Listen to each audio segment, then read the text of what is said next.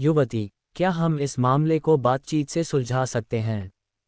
विक्रमजीत ने काव्या से बात शुरू की। उसे पूरा यकीन था कि वह काव्या को लड़ाई में नहीं हरा पाएगा। साथ ही, अगर ध्रुव और दिव्यांशु रुद्र से लड़ना जारी रखते हैं, तो वे देर सबेर हार जाएंगे और अपनी जान गंवा बैठेंगे। कोई और रास्ता न देखकर उसे माफ़ी मांगने के लिए मजबूर होना पड़ा, यह उम्मीद करते हुए कि वे कम से कम ध्रुव और दिव्यांशु की जान बख्श देंगे। उसने कहा, क्यों न हम समझौता करें? अगर आप इन दोनों युवकों को यहाँ से सुरक्षित जाने दें, तो ध्रुव परिवार आपके नुकसान की भरपाई कर देगा। काव्या ने बेपरवाह होकर जवाब दिया, उन्हें जाने दूं। लेकिन उन्होंने ही तो खुद से रुद्र भाई पर हमला किया था। मैं इस बात से इनकार नहीं करूंगा कि गलती इन्हीं युवकों की है, लेकिन इन्हें मारकर आपको कुछ नहीं मिलेगा। वास्तव में, अगर आप इन्हें मार देती हैं, तो ध्रुव परिवार अपनी पूरी ताकत लगाकर आपसे बदला लेगा। मुझे यकीन है कि आप दोनों में से कोई भी नहीं चाहेगा कि ध्रुव परिवार आपका पीछा करे। काव्या ने ठंडी आंखों से देखते हुए कहा, ध्रुव परिवार? मैंने तो इनके बारे में कभी नहीं सुना। विक्रमजीत ये सुनकर पूरी तरह दंग रह गया। हालांकि ध्रुव परिवार दुनिया का सबसे शक्तिशाली परिवार नहीं है, लेकिन कल्टीवेशन ऑनलाइन की दुनिया में वे काफ़ी मशहूर हैं। उनके परिवार में कई आत्मा उस्ताद स्तर के विशेषज्ञ हैं। किसी को उनके बारे में जानकारी न हो, ये सोचना भी मुश्किल था। काव्या ने आगे कहा, इसके अलावा अगर मैं तुम तीनों को खत्म कर दूं, तो ध्रुव परिवार को ये कैसे पता चलेगा कि किसने तुम्हें मारा? अगर तुम में से कोई भाग भी गया, तो क्या तुम्हें पता है कि हम कौन हैं? तुम हमें ढूंढोगे कैसे? ये सुनते ही विक्रमजीत का चेहरा सफ़ेद पड़ गया। उसे अपनी स्थिति की गंभीरता का एहसास हुआ। अगर काव्या उन्हें मार देती है, तो ध्रुव परिवार को कभी सच पता नहीं चलेगा। विक्रमजीत ने मिन्नतें शुरू की, कृपया दया करें युवती। इतनी छोटी सी बात के लिए खून खराबा करने की कोई ज़रूरत नहीं है। आखिर में, ये दोनों बस नादान लड़के हैं जिन्हें अपने अहंकार और गर्व ने अंधा कर दिया था। ऐसे बहुत से लोग हैं, और मुझे यकीन है कि आपके रुद्र भाई ने भी कभी न कभी गलतियां की होंगी। काव्या अचानक चिल्लाए, रुद्र भाई की तुलना इन गुंडों से मत करो। वह एक दयालु इंसान है जिन्होंने काव्या के साथ तब खेला जब कोई और तैयार नहीं था। गुस्से में अनजाने में काव्या से ऐसी आत्मा योद्धा वाली ऊर्जा निकली कि विक्रमजीत का दम घुटने लगा। मैं सांस नहीं ले पा रहा हूँ। विक्रमजीत घुटने टेककर हाँफने लगा। उसी समय, जैसे ही रुद्र ने ध्रुव और दिव्यांशु को जमीन पर गिराया, उसे पीछे से एक अजीब सी ऊर्जा महसूस हुई। उसने मुड़कर देखा, काव्या। जब उसने काव्या के चेहरे पर गुस्से के भाव देखे, तो उसे लगा कि विक्रमजीत ने उसे कुछ किया है। उसने ध्रुव और दिव्यांशु की परवाह किए बिना तुरंत काव्या की ओर दौड़ लगाए। क्या तुम ठीक हो, काव्या? रुद्र की आवाज़ सुनकर काव्या का गुस्सा शांत हुआ और उसने उसकी तरफ देखा, जो चिंता से उसे देख रहा था। क्या तुम्हें कहीं चोट लगी है? रुद्र ने पूछा। काव्या ने सिर हिलाया। काव्या ठीक है, रुद्र भाई। ऐसा है, ये सुनकर अच्छा लगा। उसने राहत की सांस ली। काव्या के सुरक्षित होने की पुष्टि के बाद रुद्र की नज़र जमीन पर पड़े विक्रमजीत पर पड़ी, जो ऐसे हौंफ रहा था जैसे उसने कोई मैराथन दौड़ी हो। उसने काव्या से पूछा, इसके साथ क्या हुआ? काव्या ने लापरवाही से कंधे उचकाए, काव्या को नहीं पता। सांसें वापस आने पर विक्रमजीत बोला, कृपया, मैं आपसे विनती करता हूँ, हमें मारिए मत। काव्या ने कहा, यह फैसला मेरा नहीं है। उसने रुद्र की ओर देखा, जो हैरान खड़ा था। रुद्र ने पूछा, यह क्या कह रहा है? मैं इन्हें क्यों मारूंगा? विक्रमजीत ने चौड़ी आंखों से रुद्र को देखा। आप हमें नहीं मारने वाले? बिल्कुल नहीं। हालांकि मैं आज की इन हरकतों से थोड़ा नाराज जरूर हूं, लेकिन मैं उन लोगों जैसा नहीं हूं जो सिर्फ इसलिए किसी की जान ले लें क्योंकि उन्हें कोई पसंद नहीं आया। हालांकि इसका मतलब यह नहीं है कि मैं कभी किसी को नहीं मारूंगा, क्योंकि मेरी भी एक सीमा है। रुद्र ने उसे बताया। विक्रमजीत की आंखों में आंसू आ गए और उसने रुद्र के सामने सिर झुका दिया। शुक्रिया, रुद्र भाई। मेहरबानी करने के लिए धन्यवाद। मैं तुरंत इन दोनों को लेकर यहाँ से चला जाऊंगा और हम दोबारा कभी आपके सामने नहीं आएंगे। रुद्र ने अचानक कहा, रुको एक सेकंड। किसने कहा कि तुम इतनी जल्दी जा सकते हो? विक्रमजीत ने हैरान होकर उसे देखा। रुद्र ने माथे पर बल डालते हुए कहा, इन दोनों से लड़ते लड़ते मेरी काफ़ी ऊर्जा खर्च हो गई है और मैंने थोड़ी देर पहले ही अपने खाने पर काफ़ी पैसे खर्च किए थे। अब मुझे लग रहा है कि मेरे पैसे बर्बाद हो गए। इस नुकसान की भरपाई तुम कैसे करोगे? न केवल विक्रमजीत बल्कि काव्या भी हैरानी से उसे देखने लगी। विक्रमजीत ने जल्दी से अपना पैसों का बटुआ निकाला और उसे रुद्र की ओर ऐसे बढ़ाया जैसे किसी भगवान को भेंट चढ़ा रहा हो। उसने मन ही मन सोचा, मैंने कभी नहीं सोचा था कि मेरे साथ कभी लूटपाट होगी, और वह भी एक मामूली आत्मा योद्धा के हाथों। रुद्र ने अपना गला साफ किया और बिना किसी शर्म के बटुआ स्वीकार कर लिया। उसने कहा, दान के लिए धन्यवाद। विक्रमजीत ने मन ही मन उसे कोसा, लेकिन कुछ बोलने की हिम्मत नहीं की। उसे डर था कि कहीं रुद्र अपना इरादा न बदल ले। अब तुम जा सकते हो। रुद्र की अनुमति मिलने के बाद विक्रमजीत ने तुरंत ध्रुव और दिव्यांशु को पकड़ा और घटनास्थल से भाग निकला। रुको, तुम हमें कहाँ ले जा रहे हो? हम अभी उससे हारे नहीं हैं। मुझे उससे लड़ने दो। अगर मैंने उसे पीटा नहीं तो आज मुझे नींद नहीं आएगी। ध्रुव और दिव्यांशु ने छूटने की कोशिश की, लेकिन विक्रमजीत से एक स्तर नीचे होने के कारण वह उन्हें आसानी से खींचते हुए ले गया और कुछ ही पलों में वे गायब हो गए। Cherry blossom. विक्रमजीत और ध्रुव दिव्यांशु के जाने के काफी देर बाद काव्या ने चुप्पी तोड़ी। उसने पूछा, रुद्र भाई, आपने उन्हें जाने क्यों दिया? आप तो जानते ही हैं कि उनका स्वभाव कैसा है। ध्रुव और दिव्यांशु आज की घटना को कभी नहीं भूलेंगे और वे निश्चित रूप से किसी दिन और अधिक ताकतवर होकर आपसे बदला लेने वापस आएंगे। काव्या ने अपनी बात जारी रखी, मैं जानती हूं कि रुद्र भाई का स्वभाव बहुत दयालु है। आपने अभी हाल ही में साधना शुरू की है, इसलिए शायद किसी की जान लेना आपके लिए कठिन हो। लेकिन इस दुनिया में कुछ लोग ऐसे होते हैं जिन्हें जीवित छोड़ना दूसरों के लिए खतरा बन जाता है। भले ही वे अब आपके लिए कोई चुनौती न हो, लेकिन वे दूसरों के लिए तो खतरा बन ही सकते हैं।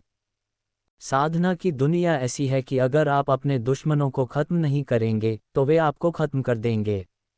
इसलिए यह जरूरी है कि आप दूसरों को हराने वाले बने, न कि खुद हारने वाले। काव्या की सीख सुनकर रुद्र ने गहरी सांस ली। उसने कहा, मैं जानता हूं कि मैं शायद भोला हूं, तुम्हारी नज़रों में शायद एक मूर्ख भी, और ये लोग एक गेम के पात्र मात्र हैं। लेकिन मैं किसी भी इंसान की जान तब तक नहीं लेना चाहता जब तक कि यह बिल्कुल अनिवार्य न हो। मुझे डर है कि कहीं इससे मेरी मानसिकता पर बुरा असर न पड़े, क्योंकि कई बार मैं ये भूल जाता हूं कि मैं एक वीडियो गेम के अंदर हूं और इस दुनिया को असली मान लेता हूं। काव्या खामोशी से उसकी बात सुनती रही। हालांकि वह उसकी बात का पूरा अर्थ नहीं समझ पाए, लेकिन वह उसका आशय समझ गई थी। उसने कहा, रुद्र भाई, आपने आज जो अनुभव किया वह हमारी दुनिया का बहुत छोटा सा हिस्सा है। ध्रुव और दिव्यांशु जैसे लोग यहाँ भरे पड़े हैं, और इनसे भी कहीं ज़्यादा क्रूर लोग मौजूद हैं। भविष्य में आपको ऐसी स्थितियों का सामना कई बार करना पड़ेगा, शायद एक ही दिन में कई बार। और जब तक आप मजबूत नहीं होंगे, इतने मजबूत कि हर चुनौती का सामना कर सकें, तब तक ताकतवर लोग हमेशा आपको दबाते रहेंगे। रुद्र के चेहरे पर एक फीकी मुस्कान आ गई। मुझे लगता है कि एक साधक के रूप में जीवन जीना उतना आसान नहीं है जितना मैंने सोचा था। मैं बस यही उम्मीद करता हूं कि मैं उन लोगों जैसा न बन जाऊं जिनके पास कोई नैतिकता नहीं है, या जो ध्रुव दिव्यांशु की तरह दूसरों के जीवन के प्रति उदासीन हैं। चिंता मत कीजिए रुद्र भाई। यदि आप कभी अपनी साधना के पथ से भटकेंगे या आपको लगेगा कि आप एक अलग इंसान बनते जा रहे हैं, तो काव्या आपकी मदद के लिए हमेशा मौजूद रहेगी और आपको वापस सही रास्ते पर ले आएगी। रुद्र ने मुस्कुराते हुए कहा, शुक्रिया काव्या। मैं भी पूरी कोशिश करूंगा कि इस नई दुनिया और साधक के जीवन को समझ सकूं, बिना तुम्हारे ऊपर बोझ बने। काव्या ने धीमे से कहा, लोग हमेशा बदलते हैं, लेकिन यह मायने रखता है कि वे किस तरह बदलते हैं। जब तक रुद्र भाई आप वही दयालु इंसान बने रहेंगे जो आप अभी हैं, तब तक अगर आप थोड़ा बदलाव भी लाते हैं तो कोई फर्क नहीं पड़ता। रुद्र हंस पड़ा, हा हा हा, तुम सच में मेरी छोटी बहन जैसी हो, जो दिखने में जितनी छोटी है उससे कहीं ज़्यादा समझदार और परिपक्व है। उसने काव्या की छाया में अपनी बहन की छवि महसूस की। कुछ देर बाद काव्या ने पूछा, वैसे रुद्र भाई अब आप कैसा महसूस कर रहे हैं? ध्रुव दिव्यांशु के साथ लड़ाई के दौरान क्या आपको कोई चोट लगी? रुद्र ने जोश के साथ कहा, बस कुछ मामूली खरोंचे हैं और थोड़ी फिर से भूख लग रही है, बाकी मैं बिल्कुल ठीक हूँ। काव्या ने सिर हिलाया और कहा, इस लड़ाई से रुद्र भाई का अनुभव और समझ काफ़ी बढ़ गई है। अगर इसी रफ्तार से आगे बढ़े तो आप जल्द ही आत्मा योद्धा स्तर के राक्षसों से लड़ने के लिए तैयार हो जाएंगे। रुद्र ने उत्साह के साथ कहा, तो फिर इंतज़ार किसका है? चलिए अभ्यास जारी रखते हैं। काव्या ने मुस्कुराते हुए कहा, रुद्र भाई को लड़ना वाकई बहुत पसंद है ना? रुद्र ने सहमति में सिर हिलाया, बिल्कुल, क्योंकि जब मैं लड़ता हूँ तो मुझे महसूस होता है कि मैं सच में जीवित हूँ। मुझे अपने शरीर को सक्रिय रखना, तलवार चलाना और उस लड़ाई से मिलने वाला रोमांच बहुत पसंद है। दोनों जल्द ही जंगल में आगे बढ़ने लगे। रुद्र अपनी तलवारबाजी का अभ्यास करता रहा और काव्या उसे आसपास के राक्षसों की स्थिति बताकर मदद करती रही। तलवार से घंटों अभ्यास करने के बाद अचानक रुद्र के सामने एक सूचना उभरी। आपकी तलवारबाजी में काफ़ी सुधार हुआ है। तलवार को लेकर आपकी समझ एक नए स्तर पर पहुंच गई है। आपने स्वडाभा सीखने की योग्यता प्राप्त कर ली है। स्वडाभा। रुद्र ने इस नए शब्द को देखकर अपनी भौहें सिकुड़ीं। उसने अपनी एकमात्र विशेषज्ञ साथी से पूछने का फैसला किया, काव्या, स्वडाभा क्या होती है? काव्या ने उसे हैरान होकर देखा, स्वडाभा? क्या रुद्र भाई की तलवारबाजी का स्तर इतना बढ़ गया है कि वह स्वडाभा सीख सकते हैं? रुद्र ने कहा, मुझे तो पता भी नहीं कि यह क्या है, लेकिन तुम्हारे लहजे से लग रहा है कि यह कुछ खास है। काव्या ने उत्साह से कहा, बिल्कुल, ये बहुत खास है। केवल सच्चे तलवारबाज ही स्वडाभा सीख सकते हैं। और यह केवल तलवार चलाने से नहीं सीखा जा सकता, क्योंकि लोग पूरी जिंदगी तलवार चलाते रहते हैं और उन्हें स्वडाभा समझ नहीं आती, जबकि कुछ लोग इसे कुछ सालों में ही सीख लेते हैं। जिनके पास स्वडाभा होती है, उन्हें स्वॉर्डमास्टर कहा जाता है। और रुद्र भाई, आपने तो केवल कुछ ही दिनों में तलवार चलाना सीखा है। अगर लोगों को आपकी इस प्रतिभा के बारे में पता चला तो अनगिनत स्वॉर्डमास्टर आपसे अपना शिष्य बनने की विनती करेंगे। रुद्र का चेहरा थोड़ा लाल हो गया, तुम फिर से मेरी तारीफ बहुत ज्यादा कर रही हो। उसने थोड़ी देर बाद पूछा, तो क्या तुम मुझे सिखा सकती हो कि इस स्वॉर्डाभा का उपयोग कैसे करते हैं? काव्या ने सिर हिलाया, यह मेरे लिए संभव नहीं है क्योंकि मैं स्वॉर्डमास्टर नहीं हूँ, इसलिए मैं स्वॉर्डाभा को नहीं समझती। अच्छा, तो फिर लोग स्वॉर्डाभा कैसे सीखते हैं? काव्या ने समझाया, अभ्यास से, रुद्र भाई। एक बार जब आप स्वॉर्डाभा के अर्थ को समझ लेंगे तो इसे सीखना बस समय की बात है। सच तो यह है कि जो भी तलवारबाज लगातार अभ्यास करते रहते हैं, वे अंततः स्वॉर्डाभा सीख ही जाते हैं। तो मुझे कुछ विशेष करने की जरूरत नहीं है? रुद्र ने पूछा और काव्या ने नमे सिर हिलाया। रुद्र ने अपने हाथ में पकड़ी तलवार को एक खोई हुई नज़र से देखा और सोचने लगा, पता नहीं मुझे स्वॉर्डाभा सीखने में कितना समय लगेगा। उसने मन ही मन संकल्प किया, अगर ध्रुव और दिव्यांशु वाकई बदला लेने के लिए वापस आते हैं तो मैं उनके लिए तैयार रहूंगा और इस बार मैं उन्हें बचने नहीं दूंगा। फायर। स्वॉर्डाभा सीखने की शर्तों को पूरा करने के बाद रुद्र और काव्या ने कुछ और घंटों तक राक्षसों का शिकार जारी रखा। रुद्र ने गहरी सांस लेते हुए कहा, मुझे लगातार तलवारबाजी का अभ्यास करते हुए 5 घंटे हो चुके हैं, लेकिन ऐसा लग रहा है कि मैं अभी भी इस स्वॉर्डाभा को नहीं सीख पा रहा हूँ। काव्या ने उसे समझाते हुए कहा, अगर रुद्र भाई इतनी जल्दी स्वॉर्डाभा सीख लेते तो यह और भी ज़्यादा हैरानी की बात होती। यहाँ तक कि स्वर्ग के सबसे बड़े प्रतिभाशाली लोग भी स्वॉर्डाभा सीखने से पहले कई सालों तक कठोर अभ्यास करते हैं। उसने आगे कहा, धैर्य रखने की जरूरत है, रुद्र भाई। इसमें कोई शक नहीं कि आप एक ऐसे प्रतिभाशाली व्यक्ति हैं जो तलवारों के प्रति गहरे लगाव के साथ पैदा हुए हैं। यदि आप इसी तरह अभ्यास करते रहे तो देर सबेर आप निश्चित रूप से स्वॉर्डाभा सीख जाएंगे। रुद्र ने सिर हिलाया और वे दोनों वापस राक्षसों का शिकार करने लगे। कुछ और राक्षसों को मारने के बाद रुद्र के सामने एक सूचना स्क्रीन चमकी। बधाई हो, आपने कुल 1000 राक्षसों का शिकार किया है। आपको शुरुआती राक्षस शिकारी, नोवस मॉन्स्टर स्लेयर की उपाधि मिली है। आपकी इस उपाधि के कारण राक्षसों पर किए गए आपके सभी हमलों का प्रभाव 10% बढ़ जाएगा। जैसे जैसे आपका नुकसान पहुंचाने का स्तर बढ़ेगा, राक्षसों को आपके हमलों से अधिक पीड़ा होगी। रुद्र ने मन ही मन सोचा, यह मेरी दूसरी उपाधि है और ये तो काफ़ी फायदेमंद है। उसने सोचा कि क्या कल्टीवेशन ऑनलाइन में ऐसी उपाधियां आम बात हैं। गेम के लिए किसी गाइड के अभाव में वह बिना किसी और से बात किए या ऑनलाइन खोजे इसके बारे में पक्का नहीं जान सकता था। कुछ देर बाद काव्या अचानक रुकी और बोली, रुद्र भाई, हमारे आगे एक व्यक्ति है। रुद्र ने पूछा, ओह, वह क्या कर रहा है? काव्या ने बताया, वह एक गुफा के प्रवेश द्वार के सामने बहुत परेशान हालत में इधर उधर टहल रहा है। काव्या की बात सुनकर रुद्र ने सोचा, क्या वह कोई एनपीसी है या खिलाड़ी? उसने कहा, चलो चलकर देखते हैं कि स्थिति क्या है। अगर वह वाकई इतना चिंतित है तो शायद हम उसकी मदद कर सकें। काव्या ने सिर हिलाया और वे दोनों गुफा के प्रवेश द्वार की ओर चल पड़े।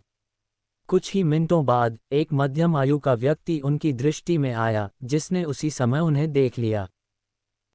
लगता है मेरी प्रार्थनाएं आखिरकार भगवान तक पहुंच गईं। कृपया सम्मानित साधकों, मुझे आपकी मदद की जरूरत है। वह व्यक्ति आंसू भरी आंखों और हताश चेहरे के साथ उनकी ओर दौड़ा। रुद्र ने पूछा, क्या बात है? मेरी बेटी, उसे एक भयानक राक्षस ने पकड़ लिया है और वह उसे इस गुफा के अंदर ले गया है। कृपया, क्या आप उसे वापस लाने में मेरी मदद कर सकते हैं? आपकी मदद के बदले मैं कुछ भी करने को तैयार हूँ। कृपया मेरी रक्षा करें।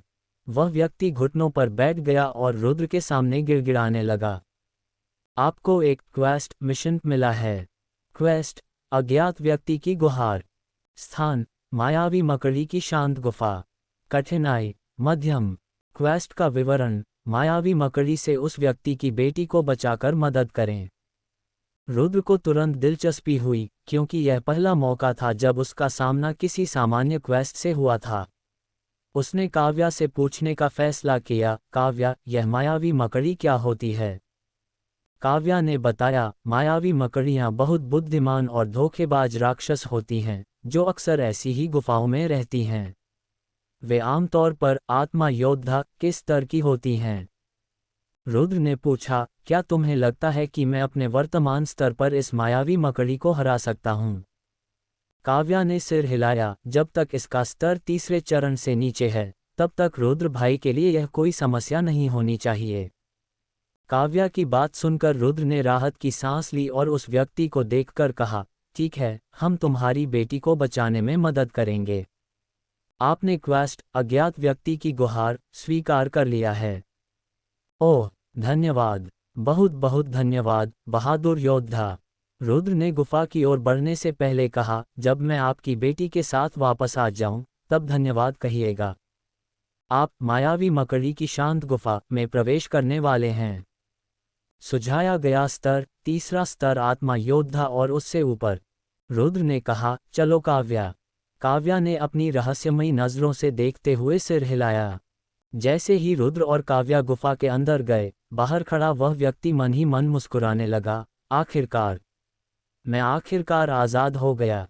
अंदर जाकर रुद्र ने महसूस किया कि बाहर से जितनी अंधेरी लग रही थी, अंदर उतनी नहीं है। उसने कहा, ये जगह मेरी उम्मीद से ज़्यादा साफ है।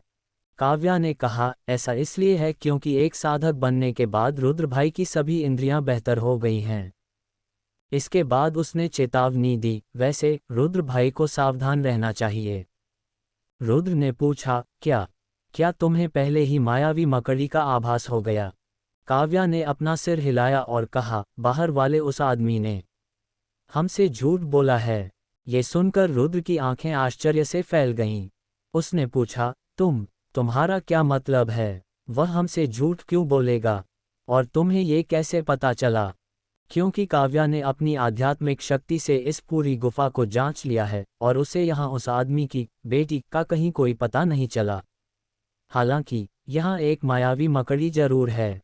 रुद्र ने अभी भी थोड़ा संदेह जताते हुए कहा, लेकिन उसकी आंखों में निराशा और उसके आंसू तो इतने असली लग रहे थे। क्या पता मायावी मकड़ी ने उसकी बेटी को पहले ही खा लिया हो। काव्या ने कहा, यह संभव नहीं है, क्योंकि अगर ऐसा होता तो काव्या को उसके खून की गंध आ जाती। हो सकता है कि बाहर वाला आदमी मायावी मकड़ी के लिए काम कर रहा हो और लोगों को फंसाकर यहाँ ला रहा हो। आखिरकार, मायावी मकड़ियाँ बहुत चतुर और बुद्धिमान होती हैं। उनके लिए इंसानों का इस्तेमाल करके दूसरे इंसानों को फंसाना कोई असामान्य बात नहीं है। ये कैसे हो सकता है? रुद्र वहीं रुक गया और भ्रमित होकर खड़ा रहा। उसने क्वेस्ट की वजह से उस आदमी पर एक पल के लिए भी शक नहीं किया था। अगर उस आदमी ने उन्हें फंसाया था तो फिर क्वेस्ट कैसे दिखाई दिया जिसमें उसकी बेटी को बचाने के लिए कहा गया था? इसका कोई मतलब नहीं बनता था। रुद्र ने काव्या से पूछा, तो क्या हमें अभी यहाँ से वापस चले जाना चाहिए?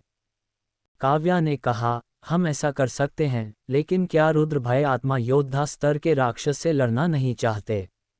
ये रुद्र भाई के लिए एक अच्छा अवसर हो सकता है, कम से कम काव्या को ऐसा लगता है।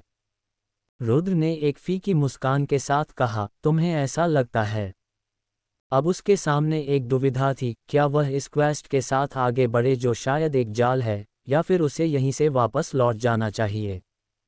Cherry blossom. कुछ देर तक गंभीर मुद्रा में विचार करने के बाद रुद्र ने कहा, ठीक है, चलो इसे करते हैं। भले ही उस आदमी ने हमें इस जाल में फंसाया हो, लेकिन अगर मैं अभी यहाँ से चला गया तो कौन जाने यह मायावी मकड़ी और कितने लोगों को अपना शिकार बनाएगी। काव्या, मुझे इस मायावी मकड़ी के बारे में और बताओ। क्या इसकी कोई ऐसी कमजोरी है जिसे निशाना बनाया जा सके? काव्या ने सिर हिलाया और कहा, मायावी मकड़ियाँ अपने शक्तिशाली जहर के लिए जानी जाती हैं, जो आत्मा योद्धा के स्तर से नीचे के किसी भी व्यक्ति को सेकंडों में मार सकता है। साथ ही, उनके नुकीले पंजे किसी भी सख्त चट्टान को कागज की तरह काट सकते हैं। हालांकि, यदि आप इन दो घातक हमलों से बच जाएं, तो यह मकड़ी किसी भी सामान्य बड़े मकड़े से अलग नहीं है। रुद्र ने भौहें सिकुड़ी, तुम ऐसे कह रही हो जैसे इन हमलों से बचना बहुत आसान काम हो। हालांकि मायावी मकड़ी के हमले शक्तिशाली हैं, लेकिन इसकी गति उतनी तेज नहीं है। इसलिए जब तक रुद्र भाई सावधान रहेंगे, आपको इसके हमलों से बचने में कोई समस्या नहीं होनी चाहिए। उम्मीद है कि ऐसा ही हो। रुद्र ने एक लंबी सांस ली। वे दोनों गुफा के और अंदर गए, जब तक कि उन्हें एक ऐसे क्षेत्र का प्रवेश द्वार नहीं मिला जो किसी बड़े कमरे जैसा लग रहा था। ये पक्का बॉस का कमरा है, रुद्र ने उस प्रवेश द्वार को देखते हुए बड़बड़ाया, जहां से एक अजीब सी भारी हवा आ रही थी। काव्या ने अपनी आध्यात्मिक शक्ति से जांच की और कहा, मायावी मकड़ी ठीक उसी के पार है रुद्र भाई, और वह चौथे स्तर के आत्मा योद्धा के दायरे में दिखाई दे रही है। रुद्र ने कहा, चौथा स्तर? ये तो मेरे अनुशंसित स्तर से एक स्तर ऊपर है। काव्या ने उसे अंगूठा दिखाते हुए कहा, रुद्र भाई एक जीनियस हैं, इसलिए सब ठीक हो जाएगा। मुझे लग रहा है कि तुम मुझे कुछ ज्यादा ही बड़ा चढ़ाकर देख रही हो। चिंता मत कीजिए रुद्र भाई, यदि आप मुसीबत में पड़े तो काव्या आपको बचाने के लिए आ जाएगी, इसलिए आप जी भरकर लड़ सकते हैं। शायद, ज्यादा से ज्यादा क्या होगा, मैं मर जाऊंगा और अपनी साधना फिर से शुरू करूंगा। खैर, जो होगा देखा जाएगा। मानसिक रूप से खुद को तैयार करने के बाद रुद्र हाथ में तलवार लेकर कमरे की ओर बढ़ने लगा। अंदर पहुंचकर उसने देखा कि वहां फर्श पर जाले और हड्डियां बिखरी हुई थीं, लेकिन मायावी मकड़ी कहीं दिखाई नहीं दे रही थी। मायावी मकड़ी कहाँ है? उसने इधर उधर देखते हुए पूछा। काव्या ने कहा, वह तुम्हारे ऊपर है रुद्र भाई, तुमने मुझे अंदर आने से पहले ये क्यों नहीं बताया? रुद्र ने तुरंत छत की ओर देखा, जहां 5 मीटर लंबा एक राक्षस लटका हुआ था। उसका आधा शरीर इंसान जैसा और आधा मकड़ी जैसा था। ये कितना विशाल है! रुद्र ने डर के साथ चिल्लाया, क्योंकि उसने इससे पहले कभी इतनी भयावह चीज नहीं देखी थी। वह न केवल हॉरर फिल्म के किसी राक्षस जैसा दिख रहा था, बल्कि उसके 8 विशाल और नुकीले पैर थे, जिनमें से प्रत्येक रुद्र के पूरे शरीर के आकार का था। सावधान रुद्र भाई, वह आ रही है। जैसे ही काव्या ने उसे चेतावनी दी, मायावी मकड़ी अपने पैरों से झपटी और अपना विशाल मुंह खोलकर रुद्र की ओर कूदी। धत! रुद्र ने तेजी से पीछे की ओर छलांग लगाए। धड़ाम! मायावी मकड़ी कुछ ही पलों में नीचे उतरी और उसने आसानी से जमीन को तोड़ दिया। लगता है यहाँ हमारे पास काफी फुर्तीला दुश्मन है, मायावी मकड़ी ने अचानक भारी और कर्कश आवाज में कहा। ये बोल सकती है? रुद्र हैरान रह गया, क्योंकि उसने उम्मीद नहीं की थी कि मायावी मकड़ी अचानक इंसानी भाषा में बोलने लगेगी। काव्या ने उसे बताया, कुछ राक्षसी जीव एक निश्चित स्तर की साधना तक पहुंचने के बाद बोलने की क्षमता हासिल कर लेते हैं। रुद्र ने कहा, चूंकि यह बोल सकती है, तो मुझे इससे सवाल पूछना चाहिए। उसने चिल्लाकर पूछा, मायावी मकड़ी, बाहर जो आदमी था, उसकी बेटी के साथ क्या हुआ? क्या तुमने पूछा? मैंने उसे खा लिया, बेशक। हा हा हा! मायावी मकड़ी खिलखिलाकर हंस पड़ी, जिसे सुनकर रुद्र के शरीर में सिहरन दौड़ गई। आखिरकार, बच्चों का मांस स्वाद में सबसे अच्छा होता है। हालांकि मैंने उस आदमी से वादा किया था कि अगर वह मुझे 10 इंसान ला कर देगा तो मैं उसकी बेटी लौटा दूंगी, लेकिन मैं अपनी इच्छाओं पर काबू नहीं रख सकी और मैंने उसे दूसरे दिन ही खा लिया।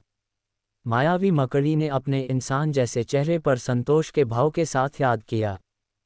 दुष्ट! रुद्र ने गुस्से में अपनी आंखें सिकुड़ी और पहली बार उसने कातिलाना इरादा दिखाया। आपको क्वेस्ट अज्ञात व्यक्ति की गुहार के लिए नई जानकारी मिली है।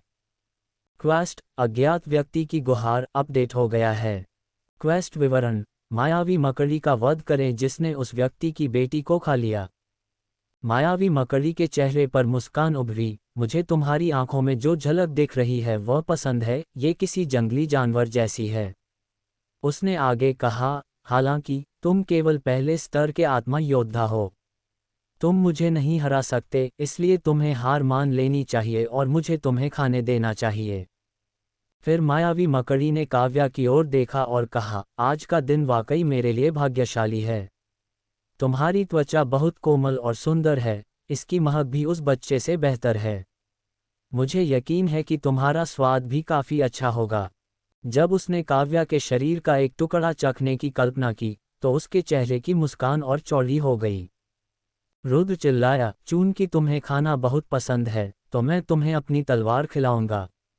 उसने हाथ में तलवार ऊपर उठाए और मायावी मकड़ी की ओर दौड़ पड़ा। रक्त तलवार प्रहार! तलवार के फलक पर लाल आभा छा गई, जिसने तलवार की रोशनी का एक लाल चाप बनाया और मायावी मकड़ी की ओर कटाक्ष किया। डिंग! मायावी मकड़ी ने जल्दी से अपने एक पैर से रुद्र के प्रहार को रोक दिया, और टकराने की आवाज ऐसी थी जैसे दो तलवारें आपस में भिड़ी हों। ये बहुत सख्त है। रुद्र हैरान था कि मायावी मकड़ी के पैर इतने कठोर थे, जैसे वे धातु के बने हों।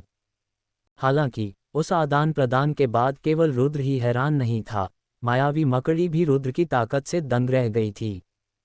यह इंसान के पास इतनी ताकत कैसे है जबकि वह केवल पहले स्तर का आत्मा योद्धा है? उसने मेरे पैरों को, जो स्टील से भी सख्त हैं, एक ही प्रहार में काट दिया। मायावी मकड़ी ने अपनी आंखों को फैलाकर तलवार के कट को देखा। हबिस्कस! लगता है तुम में कुछ हुनर तो है, साधक। मायावी मकड़ी ने एक डरावनी मुस्कान के साथ कहा, लेकिन अगर तुम्हारी पूरी ताकत बस इतनी ही है, तो तुम मुझे नहीं हरा पाओगे। रुद्र ने चिल्लाकर कहा, एक राक्षस के लिए तुम बहुत ज्यादा बकवास करते हो। और वह फिर से मायावी मकड़ी पर झपटा। बहुत साहस है तुम में। मायावी मकड़ी ने अपने पैरों से रुद्र पर हमला किया, लेकिन वह आसानी से बच निकला। रुद्र ने मन ही मन सोचा, काव्या ने बिल्कुल सही कहा था। भले ही यह मजबूत है, लेकिन इसकी गति उन साधकों की तुलना में बहुत धीमी है जिनसे मैं अब तक लड़ा हूं। रुद्र ने राहत की सांस ली क्योंकि वह समझ गया था कि वह इसके हमलों से आसानी से बच सकता है। रक्त तलवार प्रहार! रुद्र ने अपनी तलवार की कला का उपयोग किया और सीधे मायावी मकड़ी के चेहरे पर निशाना साधा। अगर मैं तुम्हारे पैरों को नहीं काट सकता, तो मैं सीधे तुम्हारे चेहरे पर प्रहार करूंगा। डिंग! मायावी मकड़ी ने अपने चेहरे को बचाने के लिए तुरंत दो और पैरों का इस्तेमाल किया। हा हा हा! क्या तुम भूल गए कि मेरे पास 8 अंग हैं? अब मरो! रुद्र के हमले को रोकने के बाद मायावी मकड़ी ने अपना मुंह खोला और रुद्र पर हरे रंग का तरल पदार्थ थूक दिया। रुद्र की आंखें उस जहर को देखकर फैल गईं जो तेजी से उसके चेहरे की ओर आ रहा था, लेकिन वह तैयार था क्योंकि वह मकड़ी की हर हरकत पर बारीकी से नजर रखे हुए था। उस जहर से बचने के बाद रुद्र थोड़ा पीछे हटा और अपनी तलवार को एक खास मुद्रा में उठाया। मुझे विश्वास नहीं है कि मैं तुम्हें काट नहीं सकता। रुद्र ने एक गहरी सांस ली और अपनी आंखें बंद कर लीं। मेरी लड़ाई के बीच में आंखें बंद करने की हिम्मत कैसे हुई? क्या तुम मुझे कमतर समझ रहे हो? मायावी मकड़ी गुस्से में चिल्लाए और अपनी पूरी ताकत के साथ रुद्र की ओर दौड़ी। रुद्र शांत रहा। एक सेकंड बाद उसने अपनी आंखें खोलीं। उसकी आंखें चमक रही थीं, काली पुतलियां अब सुनहरी हो गई थीं। मायावी मकड़ी ने जैसे ही रुद्र की सुनहरी आंखें देखीं, वह रुक गई और डर के मारे उसकी ओर घूरने लगी। उसे रुद्र के अंदर से कोई अशुभ आहट महसूस हुई। रुद्र को इस पल बहुत आत्मविश्वास महसूस हुआ, जैसे उसके भीतर कुछ जाग गया हो। काव्या उत्साह के साथ यह सब देख रही थी। रुद्र के शरीर से अचानक अपार आध्यात्मिक ऊर्जा और एक दिव्य आभा निकली। उसकी तलवार से एक ऐसी तीव्र सुनहरी रोशनी फूटी कि तलवार का ब्लेड ही गायब हो गया, जैसे वह रोशनी का एक स्तंभ बन गई हो। रुद्र ने अपनी तलवार को आसमान की ओर उठाकर उसे सीधे नीचे की तरफ पूरी ताकत से घुमाया। स्वर्गीय प्रहार। तलवार से एक सुनहरी रोशनी निकली जो सीधे मायावी मकड़ी की ओर गई। अगर कोई ध्यान से देखता तो उसे उस रोशनी के भीतर एक ड्रैगन की आकृति दिखाई देती। मायावी मकड़ी उस सुनहरी रोशनी को अपनी ओर आते देख घबरा गई। वह बचना चाहती थी, लेकिन किसी अजीब कारण से वह अपने शरीर को हिला नहीं पा रही थी, जैसे कोई अदृश्य जंजीरें उसे जकड़े हुए हों। मायावी मकड़ी ने थोड़ा मुड़कर देखा और कुछ मीटर दूर खड़ी काव्या को देखा। काव्या के चेहरे पर एक हल्की सी मुस्कान थी और तभी मकड़ी को समझ आया कि वह क्यों नहीं हिल पा रही है। वह जोर से दहाड़ी, "आ, तुम इंसानों का सर्वनाश हो!" जब सुनहरी रोशनी मकड़ी से टकराई तो उसने उसके शरीर को लाखों टुकड़ों में तोड़ दिया, जब तक कि उसका अस्तित्व ही मिट नहीं गया। हालांकि रोशनी वहीं नहीं रुकी और गुफा के दूसरे छोर की ओर निकल गई। धड़ाम! पूरा गुफा परिसर बुरी तरह हिल उठा और रुद्र के हमले ने गुफा की दीवार में एक विशाल छेद कर दिया। बधाई हो, खिलाड़ी! रुद्र ने एलीट बॉस मायावी मकड़ी को मारने वाले पहले खिलाड़ी बनने का गौरव प्राप्त किया। बधाई हो, खिलाड़ी! रुद्र ने मायावी मकड़ी की शांत गुफा को जीतने वाले पहले खिलाड़ी का खिताब हासिल किया। आसमान में दो घोषणाएं गूंजी जिन्हें दुनिया के हर खिलाड़ी ने देखा। मायावी मकड़ी की गुफा के अंदर रुद्र चुपचाप उस विशाल छेद को घूर रहा था। वह खुद भी अपने हमले की ताकत से हैरान था। दिव्य स्तर के कौशल की उम्मीद तो थी, लेकिन इसकी शक्ति तो कल्पना से परे है, उसने धीमी आवाज में कहा। कुछ देर बाद काव्या उसके पास आए और उसके हाथ में दो चीजें थीं। रुद्र भाई, मायावी मकड़ी ने अपना राक्षस कोर और विष की थैली छोड़ ली है। ओह, धन्यवाद! रुद्र ने राक्षस कोर स्वीकार कर लिया, लेकिन विष की थैली को चिंता से देखने लगा। काव्या, क्या इसे पकड़ना सुरक्षित है? हाँ, जहर थैली के अंदर ही सीमित है, इसलिए आपको कोई खतरा नहीं है, उसने सिर हिलाते हुए कहा। विष की थैली। सामग्री विवरण: मायावी मकड़ियों द्वारा छोड़ा गया एक दुर्लभ आइटम। इसका उपयोग हथियारों को अभिमंत्रित करने या जहर की गोलियां बनाने के लिए किया जा सकता है। चलो, अब यहाँ से बाहर निकलते हैं, रुद्र ने कहा। दोनों गुफा से बाहर निकलने लगे और कुछ मिनटों बाद वे निकास द्वार पर पहुंच गए। तुम जीवित हो? क्या हुआ? मेरी बेटी कहाँ है? वह मध्यम आयु वाला व्यक्ति रुद्र को देखकर हैरान रह गया। उसे समझ नहीं आ रहा था कि रुद्र अभी भी कैसे जीवित है और मायावी मकड़ी का क्या हुआ। रुद्र ने उसे देखते हुए अपनी भौहें सिकुड़ी और कहा, झूठ बोलकर हमें फंसाने की हिम्मत कैसे हुई? तुम कभी नहीं चाहते थे कि हम तुम्हारी बेटी को बचाएं। वह व्यक्ति तुरंत घुटनों पर गिर गया और गिड़गिड़ाने लगा, मुझे माफ करें, साधक। मेरे पास कोई चारा नहीं था क्योंकि मायावी मकड़ी के पास मेरी बेटी थी। उसने कहा था कि अगर मैं 10 इंसानों को ले आऊंगा तो वह मेरी बेटी को जीवित छोड़ देगी। रुद्र ने अपना सिर हिलाया। जैसे तुमने हमसे झूठ बोला, वैसे ही मायावी मकड़ी ने भी तुमसे झूठ बोला था। उसका वादा निभाने का कोई इरादा नहीं था। तुम्हारी बेटी, उसे उसने दूसरे दिन ही खा लिया था। नहीं, यह असंभव है। वह व्यक्ति अविश्वास के साथ रुद्र को देखने लगा। उसकी आवाज में निराशा थी। कृपया, ये सच नहीं हो सकता। वह कहीं न कहीं अंदर जरूर होगी। मैं तुमसे झूठ बोलकर कुछ हासिल नहीं करूंगा। अगर तुम्हें विश्वास नहीं है तो तुम खुद अंदर जाकर देख सकते हो। मैंने मायावी मकड़ी को मार दिया है, इसलिए तुम्हें डरने की जरूरत नहीं है। रुद्र की बात पूरी होने से पहले ही वह व्यक्ति उठा और गुफा के अंदर अंधेरे में दौड़ गया। बढ़ता दिल। उस अधेड़ उम्र के व्यक्ति को मायावी मकड़ी की गुफा के अंदर गए कई मिनट बीत चुके थे। बाहर रुद्र और काव्या उसके वापस आने का इंतजार कर रहे थे। रुद्र के हाथ में चमकता हुआ राक्षस कोर था, जिसे वह किसी सख्त टॉफी की तरह अपने मुंह में डालने की तैयारी कर रहा था। काव्या ने जब रुद्र को उस राक्षस कोर को ललचाई नजरों से देखते हुए देखा तो उसने पूछा, रुद्र भाई, क्या आप वाकई उस राक्षस कोर को खाने वाले हैं? हालांकि आप आत्मा प्रशिक्षु स्तर के कोर बिना किसी समस्या के खा सकते हैं, लेकिन मुझे चिंता है कि आत्मा योद्धा स्तर के कोर में इतनी ऊर्जा है कि शायद आपका शरीर उसे झेल ना पाए। जब तक मैं कोशिश नहीं करूंगा मुझे कैसे पता चलेगा? रुद्र ने कहा। यह सच है, लेकिन काव्या के चेहरे पर अभी भी चिंता की लकीरें थीं। रुद्र ने आत्मविश्वास भरी मुस्कान के साथ कहा, चिंता मत करो काव्या, मुझे अपने पेट पर पूरा भरोसा है। काव्या ने उसे हैरानी से देखते हुए कहा, रुद्र भाई, ऊर्जा पेट में नहीं आपके दांतियन में जाती है। आखिर यह खाना तो है नहीं, इसमें क्या फर्क पड़ता है? रुद्र ने अपनी भौहें सिकोड़ी। काव्या ने उसे दांतियन का महत्व समझाते हुए कहा, दांतियन हर साधक की शक्ति का स्रोत है और यहीं आप अपनी ऊर्जा संचित करते हैं। इसके बिना कोई भी ऊर्जा की साधना नहीं कर सकता। दांतियन को हुई कोई भी क्षति ठीक करना नामुमकिन जैसा है। इसीलिए हर साधक अपनी जान से ज्यादा अपने दांतियन की परवाह करता है, क्योंकि वे अपंग होकर जीने से बेहतर मरना पसंद करते हैं। रुद्र की आंखें अविश्वास से फैल गईं और उसे साधकों की इस बात पर गुस्सा आया। तो क्या अगर कोई साधना नहीं कर सकता तो वह अपंग है? और लोग एक अपंग की तरह जीने से बेहतर मरना पसंद करते हैं। ये बकवास है। स्वयं शारीरिक चुनौतियों का सामना करने वाले रुद्र को ये सुनकर बहुत ठेस पहुंची।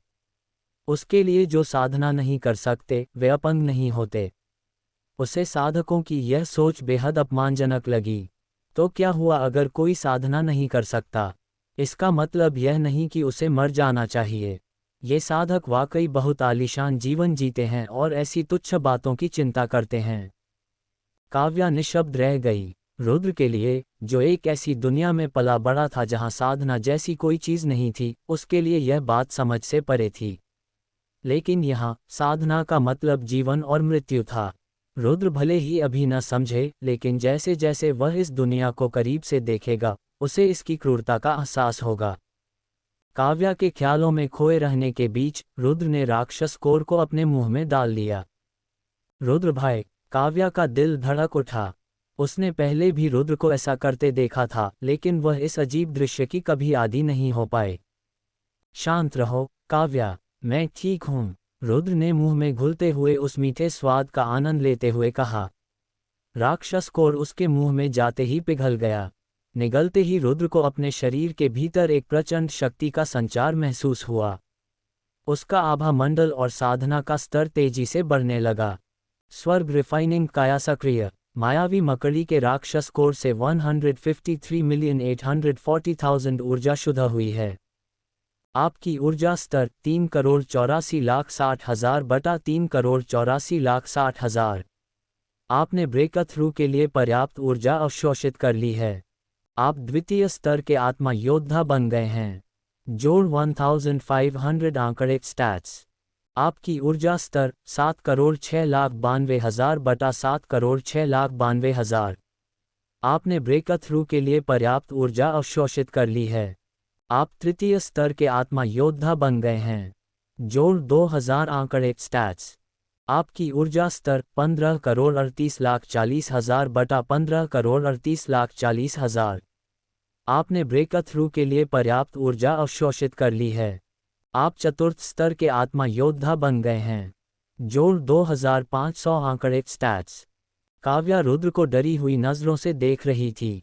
उसने कभी किसी को एक सांस में 3 स्तर ऊपर चढ़ते नहीं देखा था। रुद्र भाई, आप, रुद्र ने उज्ज्वल मुस्कान के साथ कहा, देखा, कोर खाने के बाद भी मैं बिल्कुल ठीक हूँ। यह क्या हो रहा है? रुद्र भाई सांस लेने जितनी आसानी से अपना स्तर कैसे बढ़ा सकते हैं? क्या वह किसी प्राचीन साधक का पुनर्जन्म है? काव्या ने मन ही मन सोचा। लेकिन रुद्र को सिर्फ ऊर्जा ही नहीं मिली थी, उसकी स्वर्ग रिफाइनिंग काया फिर से सक्रिय हो गई थी। स्वर्ग रिफाइनिंग काया सक्रिय। राक्षस कोर खाने से आपको हल्का जहर प्रतिरोध प्राप्त हुआ है। हल्का जहर प्रतिरोध, आपका जहर के प्रति प्रतिरोध थोड़ा बढ़ गया है। रुद्र ने काव्या से पूछा, जो अभी भी सदमे में थी। काव्या, कोर खाने के बाद मुझे जहर के खिलाफ भी प्रतिरोध मिला है। क्या ऐसा पहले कभी हुआ है? रुद्र भाई, आपने अभी क्या कहा? काव्या ने हैरान होकर पूछा। रुद्र ने अपनी बात दोहराई कि मुझे कोर खाने के बाद जहर से बचने की शक्ति मिली है। यह असंभव है। काव्या ने सिर हिलाया। मैंने कभी नहीं सुना कि राक्षस कोर खाने से ऊर्जा के अलावा कुछ और भी मिलता हो। रुद्र ने अपने कंधे उचकाते हुए कहा, हर चीज की शुरुआत पहली बार ही होती है।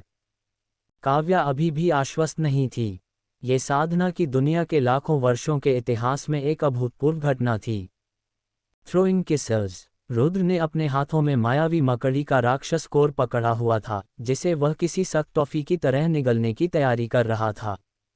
काव्या ने उसे ललचाई नजरों से कोर को देखते हुए पाया तो उसे चिंता हुई। रुद्र भाई, क्या आप वाकई इसे खाने वाले हैं? हालांकि आप आत्मा प्रशिक्षु स्तर के कोर बिना किसी समस्या के पचा सकते हैं, लेकिन मुझे डर है कि आत्मा योद्धा स्तर की ऊर्जा आपके लिए बहुत ज्यादा हो सकती है। रुद्र ने मुस्कुराते हुए कहा, जब तक कोशिश नहीं करूंगा पता कैसे चलेगा?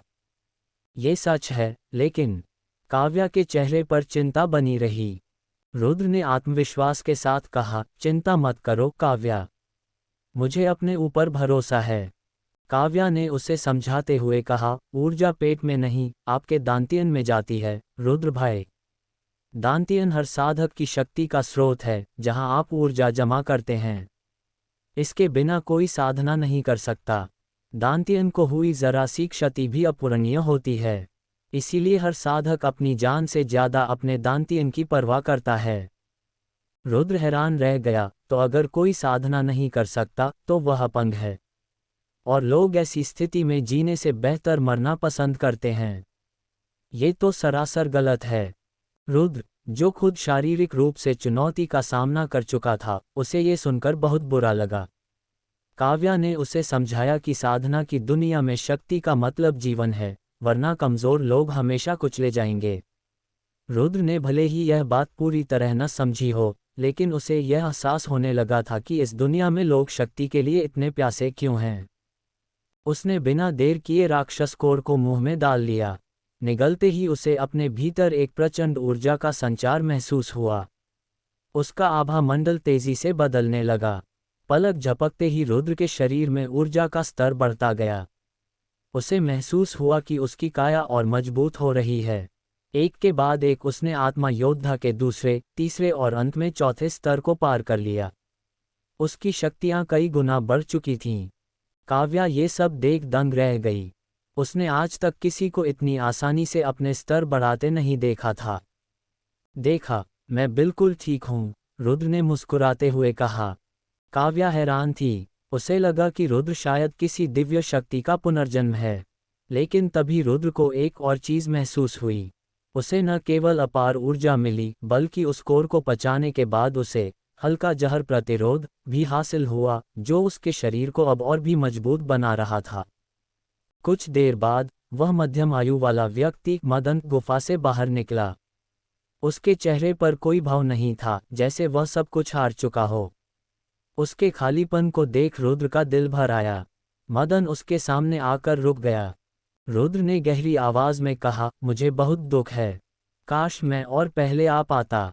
मदन ने अपना सिर हिलाया, नहीं, यह मेरी ही गलती है। अगर मैं उसे जड़ी बूटियां तोड़ने के लिए इस खतरनाक जगह पर न लाता। उसने लंबी सांस ली। हम जैसे गरीब लोगों के लिए जीवित रहने का यही एकमात्र तरीका है। मदन घुटनों पर बैठ गया और रुद्र के सामने झुक गया। मुझे क्षमा करें कि मैंने आपको गुफा में फंसाने का झूठ बोला। रुद्र ने उसे उठाकर कहा, इसमें माफी मांगने की कोई बात नहीं है।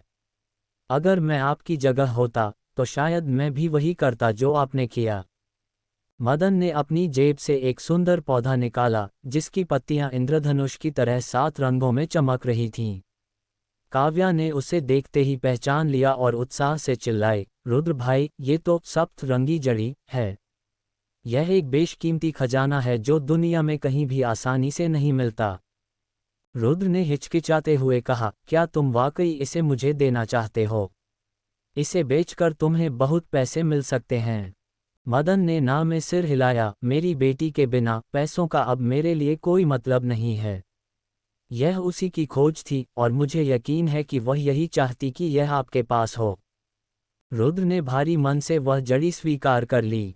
मदन के जाने से पहले रुद्र ने उसे सिक्कों से भरा एक छोटा थैला थमा दिया और कहा, यह आपके उपहार के सामने कुछ भी नहीं है, लेकिन उम्मीद है कि आप अपनी बाकी जिंदगी शांति से जी पाएंगे। मदन ने बिना कुछ कहे सिर हिलाया और जंगलों में ओझल हो गया। काव्या ने मुस्कुराते हुए कहा, रुद्र भाई, उस थैले में लगभग 30 लाख स्वर्ण मुद्राएं थीं। उस सप्तरंगी जड़ी की कीमत इसके सामने कुछ भी नहीं है। वह तो 7वें दर्जे की औषधि है। रुद्र को यकीन नहीं हो रहा था कि उसे इतनी बड़ी चीज मिली है। उसे एक नोटिफिकेशन मिला कि उसका मिशन पूरा हो गया है और उसका मदन के साथ एक नया बंधन भी जुड़ गया है।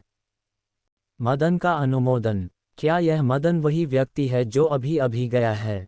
रुद्र ने सूचना को देखकर उलझन में अपनी भौहें सिकुड़ीं। मदन का अनुमोदन आपको कुछ विशेष कार्यक्रमों इवेंट्स तक पहुंच प्रदान करता है। इसका प्रभाव क्या है? रुद्र विवरण देखकर और भी भ्रमित हो गया। उसे मोहित के आभार की तरह यहाँ कोई सीधा लाभ दिखाई नहीं दे रहा था। उसने सोचा, लगता है हर प्रभाव के साथ मोहित के आभार की तरह फायदे नहीं मिलते। कुछ देर बाद उसने काव्या से पूछा, काव्या, अब जब मैंने आत्मा योद्धा स्तर के राक्षस को हरा दिया है, तो क्या तुम्हें लगता है कि मैं उसी स्तर के अन्य राक्षसों से लड़ने के लिए तैयार हूँ? हाँ, लेकिन आत्मा योद्धा स्तर के राक्षस आमतौर पर इस क्षेत्र में नहीं घूमते। मायावी मकड़ी का मामला तो विशेष था। यदि रुद्र भाई आत्मा योद्धा स्तर के राक्षसों से लड़ना चाहते हैं तो हमें और दक्षिण में बैंगनी बांस के जंगल की ओर जाना होगा। वहां हमें पहले से 3रे स्तर के आत्मा योद्धा वाले राक्षस मिल सकते हैं। रुद्र ने पूछा, वह जगह यहाँ से कितनी दूर है? काव्या ने लापरवाही से जवाब दिया, कुछ 1000 मील दूर। कुछ 1000? रुद्र की आंखें हैरानी से फैल गईं। ये तो असली दुनिया में एक महाद्वीप से दूसरे महाद्वीप की यात्रा करने जैसा था। बिना विमान या किसी वाहन के उन्हें वहां पहुंचने में कितना समय लगेगा? उसने पूछा, हम वहां कैसे पहुंचेंगे? काव्या ने शांत भाव से कहा, हम उड़कर जाएंगे। वैसे अगर रुद्र भाई दौड़कर जाना चाहें तो भी जा सकते हैं, लेकिन उसमें कुछ दिन लगेंगे। रुको, क्या तुमने अभी उड़ना कहा? तुम उड़ सकती हो? रुद्र ने उसकी शक्तियों को भूलकर हैरानी से उसे देखा। काव्या ने सिर हिलाया और बताया, जब एक साधक आत्मा महाउस्ताद के स्तर पर पहुंच जाता है तो वह अपने शरीर और आसपास की आध्यात्मिक ऊर्जा को नियंत्रित कर आसमान में उड़ सकता है। वैसे कुछ प्रतिभाशाली लोग इस स्तर तक पहुंचने से पहले भी उड़ना सीख जाते हैं। चूंकि रुद्र भाई अभी उड़ नहीं सकते, इसलिए काव्या आपको एक उड़ती हुई तलवार पर ले जाएगी। इतना कहते ही काव्या ने अपने झोले से एक तलवार निकाली और उसे हवा में उछाल दिया। गुरुत्वाकर्षण के बावजूद तलवार हवा में ऐसे तैरने लगी जैसे उसे किसी अदृश्य हाथ ने पकड़ रखा हो। रुद्र ने उस तैरती हुई तलवार को चमकती आंखों से देखा। जब से उसने इस दुनिया में कदम रखा था, उसने किसी साधक को तलवार पर सवार होकर आसमान में तैरते देखा था और तब से वह ऐसा कुछ करने के लिए उत्सुक था। काव्या, तुम बेस्ट हो। मुझे तुमसे प्यार है। रुद्र ने उत्साह में आकर उसे गले लगा लिया। काव्या के गालों पर हल्की सी लाली छा गई। रुद्र ने पूछा, वैसे मुझे क्या करना है? क्या बस तलवार पर कूदना है? काव्या ने सिर हिलाया और कहा, हाँ। क्योंकि तलवार का नियंत्रण मैं करूंगी, इसलिए रुद्र भाई आपको बस अपने पैरों में आध्यात्मिक ऊर्जा को नियंत्रित करना होगा, वरना आप हवा में तलवार से नीचे गिर जाएंगे। रुद्र ने उत्साह के साथ तलवार की ओर रुख किया और उस पर कूद गया। संतुलन बिगड़ने के कारण वह तुरंत तलवार से नीचे गिर गया। यह मेरी उम्मीद से ज्यादा कठिन है। रुद्र ने हार नहीं मानी और दोबारा कोशिश की। वह बार बार नीचे गिरता रहा और उसका चेहरा जमीन से टकराता रहा, लेकिन अंततः उसने अपनी आध्यात्मिक ऊर्जा को नियंत्रित करना सीख लिया। 1 मिनट बीत गया और वह तलवार पर टिका रहा। रुद्र ने चिल्लाकर कहा, देखो, मैं तैर रहा हूँ। काव्या ने मुस्कुराते हुए कहा, अब काव्या तलवार को हिलाएगी। रुद्र भाई, खुद को संभाले रखना। धीरे धीरे रुद्र ने सावधानी बरती। तलवार धीरे धीरे आगे बढ़ने लगी। रुद्र खुशी से झूम उठा, लेकिन जैसे ही उसने जश्न मनाने की कोशिश की, उसका ध्यान भटका और वह फिर नीचे गिर गया। काव्या ने उसे प्रोत्साहित किया और उन्होंने दिन भर अभ्यास जारी रखा। दिन ढलने तक रुद्र 300 मील प्रति घंटे की रफ्तार से उड़ती तलवार पर खड़े होने में सक्षम हो गया था। दिन के अंत में रुद्र ने लॉग ऑफ करने का फैसला किया। काव्या वापस गले के हार में चली गई और रुद्र गेम से बाहर आ गया। लॉग ऑफ होते ही उसे कमरे की ओर आती हल्की आहटें सुनाई दीं। यह उसकी बहन ऋतु थी। दरवाजा खुलते ही ऋतु की कोमल आवाज गूंजी, भाई, कल मैं आपकी देखभाल नहीं कर सकी, उसके लिए मुझे खेद है। रुद्र ने कहा, इसमें माफी मांगने की कोई बात नहीं है ऋतु। तुम्हें भी आराम करने की जरूरत होती है। वैसे तुम कैसी हो? मुझे नौकरानी से पता चला कि तुम माता पिता से बात कर रही थीं। ऋतु के चेहरे पर एक फीकी हंसी आई, बात करना तो दूर, मैं तो उनकी डांट खा रही थी। रुद्र हैरान रह गया, तुमने डांट खाए? ये तो सुनने में ही अजीब लगता है। क्या हुआ? ऋतु ने ठंडी सांस ली, स्कूल में मेरे ग्रेड थोड़े गिर गए थे, इतना कि मुझे डांट पड़ गई। रुद्र ने ऋतु के स्वर में कड़वाहट महसूस की, तुम्हें पता है कि हमारे माता पिता प्रदर्शन को लेकर कितने सख्त हैं। वे कभी कभी हद से ज्यादा सख्त हो जाते हैं, ऋतु ने कहा। फिर उसने बात बदलते हुए पूछा, खैर, उस दुखद विषय को छोड़ते हैं। जब मैं सफाई कर रही हूं, तो क्या तुम मुझे कल्टीवेशन ऑनलाइन के अपने अनुभव के बारे में बताओगे? गेम में कैसा लग रहा है? रुद्र ने जोश में कहा, अनुभव तो इतना शानदार है कि शब्दों में बयां करना मुश्किल है। ऋतु ने मुस्कुराते हुए कहा, ओह, फिर मुझे विस्तार से बताओ। ऋतु, पिछले कुछ दिनों में पहली बार मुझे ऐसा खाना खाने को मिला जो सिर्फ सूप या दलिया नहीं था। रुद्र ने ऋतु को गेम में खाए गए उस स्वादिष्ट भोजन की याद दिलाई। भले ही मैंने अपने सारे पैसे उस पर खर्च कर दिए, लेकिन मुझे कोई अफसोस नहीं है। और मैं तुम्हें बताऊं, गेम में खाना खाने का अनुभव असली दुनिया से बिल्कुल अलग नहीं है। तुम हर स्वाद और मसाले को महसूस कर सकते हो। पता नहीं उन्होंने ये तकनीक कैसे बनाई है, ये तो किसी और ही दुनिया की चीज लगती है। ऋतु हंसी, क्या तुम गेम में बस यही कर रहे हो? खाना खा रहे हो? तुम्हारी साधना का क्या? गेम का मुख्य मकसद तो वही है ना। तुम कितनी दूर तक पहुंचे? मुझे नहीं पता कि दूसरों की तुलना में मेरी गति क्या है, लेकिन मुझे लगता है कि मैं ठीक ठाक आगे बढ़ रहा हूँ। ये सुनकर ऋतु ने कहा, दुनिया भर के टॉप खिलाड़ी अभी आत्मा प्रशिक्षु स्तर के 9वें चरण तक पहुंच रहे हैं। तुम किस स्तर पर हो, भाई? रुद्र ने मन ही मन सोचा, क्या वे अभी 9वें चरण तक पहुंच रहे हैं? वे इतने धीमे क्यों हैं? क्या इसका मतलब है कि मैं पहले से ही टॉप खिलाड़ियों में हूं? उसने कहा, ओह, मैं 4थे स्तर पर हूं। उसने जानबूझकर यह नहीं बताया कि वह आत्मा योद्धा स्तर पर है, ताकि वह ऋतु को बाद में हैरान कर सके। सिर्फ 4था स्तर? भाई, तुम कितनी सुस्ती दिखा रहे हो। इस रफ्तार से तो मैं तुम्हें 1 हफ्ते में ही पीछे छोड़ दूंगी, भले ही मैंने गेम 1 हफ्ते देर से शुरू किया है। रुद्र ने ऋतु से पूछा, क्या साधना सच में इतनी जरूरी है? क्या बिना साधना किए गेम नहीं खेला जा सकता? उसे यह समझ नहीं आ रहा था कि हर कोई अपनी साधना बढ़ाने के लिए इतनी मेहनत क्यों कर रहा है। मुझे लगता है कि साधना में बहुत समय बर्बाद होता है, सिर्फ बैठकर सांस लेना बहुत बोरिंग काम है। ऋतु ने गंभीर होकर कहा, भले ही खेलने के लिए साधना जरूरी न हो, लेकिन अगर तुम गेम में मजबूत नहीं हो तो दूसरे खिलाड़ी और एनपीसी तुम्हें परेशान करेंगे। केवल ताकतवर ही बचता है, ये गेम की दुनिया का कड़वा सच है। अगर तुम काफ़ी मजबूत नहीं हो तो तुम गेम का आनंद नहीं ले पाओगे। आजकल गेम में प्लेयर किलिंग, खिलाड़ियों का शिकार बहुत बढ़ गया है। लोग सामान लूटने के लिए दूसरे खिलाड़ियों को मार रहे हैं। रुद्र ने अपना सिर हिलाया। उसे ये सुनकर काफ़ी झुंझलाहट हुई। ये कितनी सिरदर्दी वाली बात है। लोग शांति से गेम का मजा क्यों नहीं ले सकते? क्यों वे इस खूबसूरत दुनिया को खून खराबे से गंदा कर रहे हैं? ऋतु ने कहा, ये गेम की प्रकृति है। अगर तुम दूसरों को परेशान नहीं भी करोगे तब भी दूसरे तुम्हें परेशान करेंगे। इसलिए भाई, अगर तुम गेम का मजा लेना चाहते हो तो गंभीरता से साधना करो। मैं नहीं चाहती कि कोई तुम्हें तंग करे। ऋतु की चिंता भरी आवाज़ सुनकर रुद्र मुस्कुराया। चिंता मत करो ऋतु, मैं किसी को खुद को परेशान नहीं करने दूंगा और न ही किसी को तुम्हें तंग करने दूंगा। अगर किसी ने तुम्हें थोड़ी सी भी परेशानी दी तो तुम्हारा ये भाई उन्हें बिना किसी दया के सबक सिखा देगा। ऋतु हंसी। किसी को सबक सिखाने से पहले अपनी साधना सुधारना शुरू करो। ठीक है, मैं सिर्फ तुम्हारे लिए अपनी साधना बढ़ाऊंगा, रुद्र ने कहा। रात में ऋतु ने इंटरनेट पर कल्टीवेशन ऑनलाइन की ताज़ा खबरें देखीं।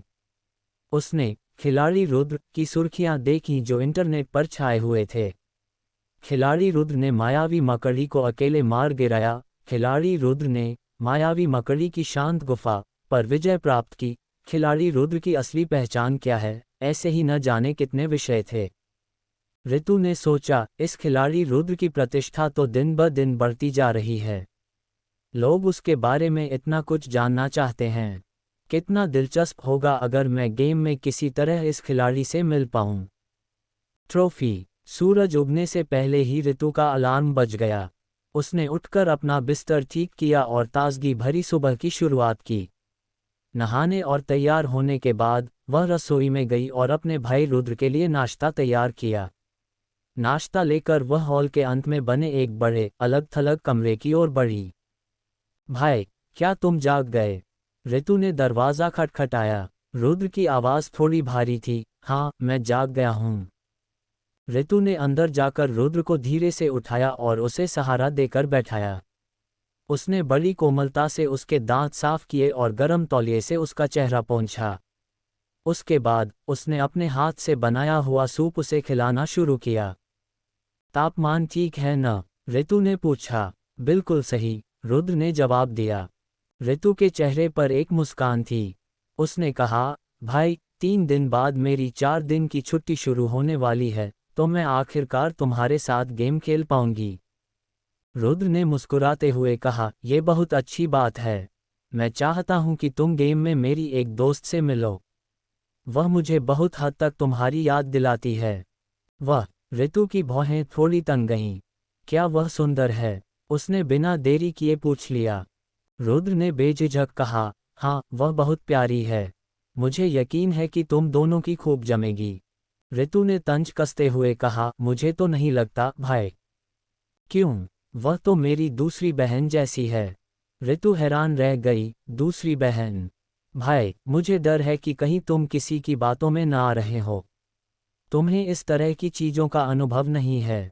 ऋतु ने उसे चेतावनी दी, तुम शायद नहीं जानते, लेकिन बाहर बहुत से लोग ऐसे हैं जो मतलब के लिए दोस्ती का नाटक करते हैं।